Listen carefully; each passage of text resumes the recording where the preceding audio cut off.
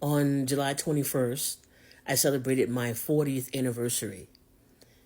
And I say that, and I posted that only because I was taught early on that it could be helpful to someone else to see that, to know that if I can do it, so can someone else. So that's what I'm saying. And it's always one day at a time. I remember when I was maybe 3 months or 4 months sober, and I was, going to meetings and everything, and people were like a year, people were like 5 years. And I was amazed by that. I was like, what? How can someone be maintaining sobriety for 1 year or 5 years? I was like, wow, it baffled me. But you know what happened? At some point in my sobriety, I began to live life. I began to not focus on the abstaining from the alcohol or from the drugs. I started to focus on living. Eventually, I got a job. Eventually, I started connecting back with family and friends. Eventually, things just opened up in my life.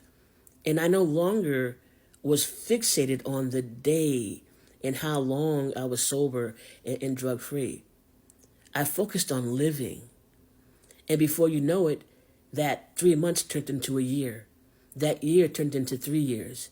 That 3 years turned into six or 7 years. That seventh year turned into like 10, and so forth and so on. And all of a sudden it was 20. Because I was living life and focusing on the things that were about me being responsible, that were about me living life. And that's how it happened.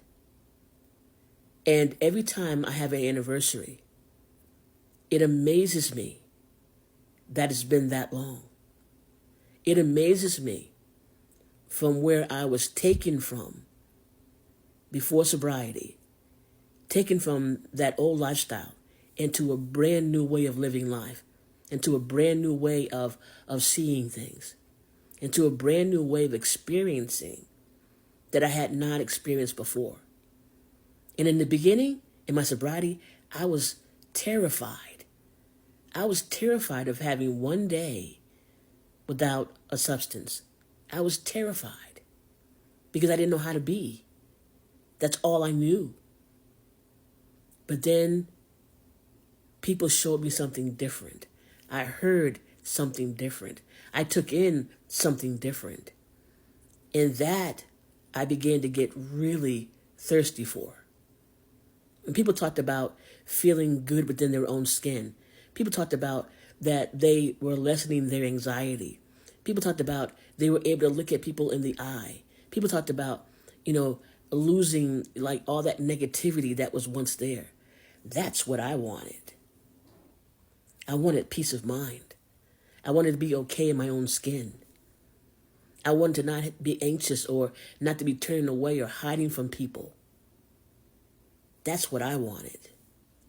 I wanted to experience living because I knew nothing about that really before.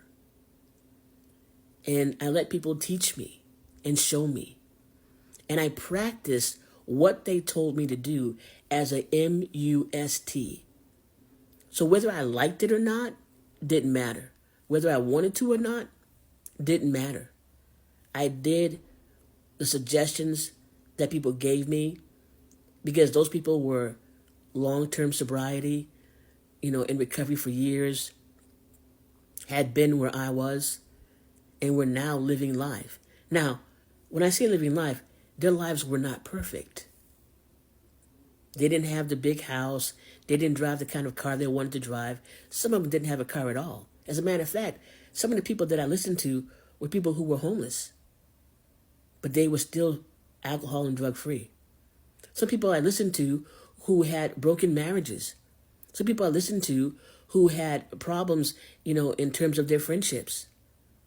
Everything in their life wasn't wonderful. Some people didn't have jobs. But what they had was sobriety. What they had was they were in recovery. And that mattered to me because they were being consistent with that. So because somebody's sober or because somebody is drug free, and in recovery, it does not mean that your life is going to be perfect. I really want you to hear that. It does not mean that life is going to be perfect. Because life is not perfect. You might get some of the things that you want, some of the things that you desire. You might get that wonderful job, have that wonderful husband or wonderful wife, or and kids, or have that summer home you wanted. You might have all those things. You might be able to achieve all those things. That could happen, really. But for others, that's not the case. But what is the consistent thing going through those scenarios is that people are maintaining recovery and sobriety. I remember when I first got sober, 2 or 3 months in, I was going to this meeting, this noontime meeting, and there was a man that was always there making the coffee, setting up, the snacks and things like that, putting out the chairs, always there early. Everything was spot on. Everything was ready to go once the door opened. And when I walked in, I saw all this already set up. And I began to wonder, who's this guy that's doing this, Because I would watch him sometimes, make sure that the coffee was, still hot and it was still stuff in there, make sure that everything was neat and everything. This guy was homeless. And he showed up at every meeting, sober, in recovery, for many years. And he would set up the coffee, he would set up the tea, he would set up the snacks, he would make sure the chairs were, all put out. And he would also stay after the meetings and break down everything. And I watched him. I watched his dedication. I watched his commitment. And I understood that it didn't matter, if you had a bed or not. What mattered was, are you staying sober and drug-free?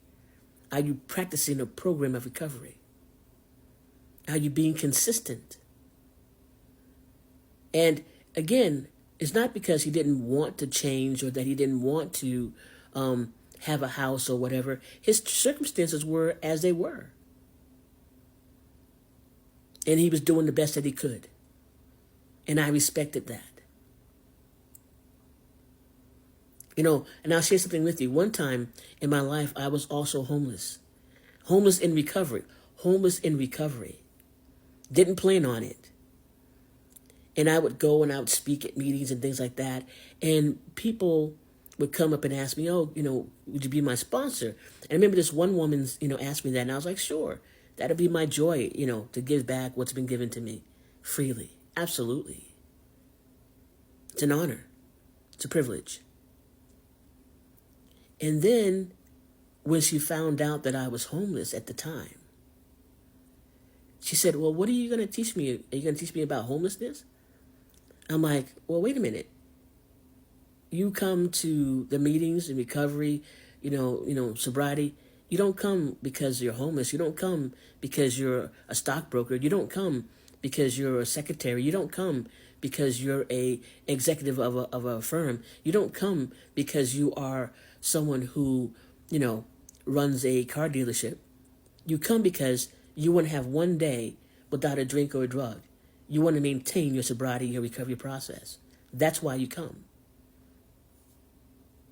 And she was, whoa. I'm like, yeah, absolutely. It's not about whether someone's homeless or not, or whether they have what you have, or whether they have what you want in terms of material things.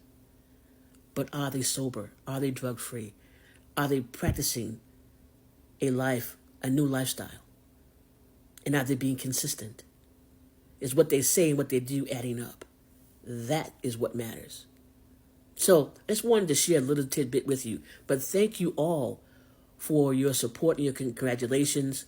Thank you for, and I'm saying you, those who were there before me, who made the path for me, and were able to share their experience, strength, and hope. It blessed me, and I became encouraged. And I want to encourage you today. My name is Barbara, and I am a sobriety coach, recovery coach. If you need me, talk to me. Peace. Until next time.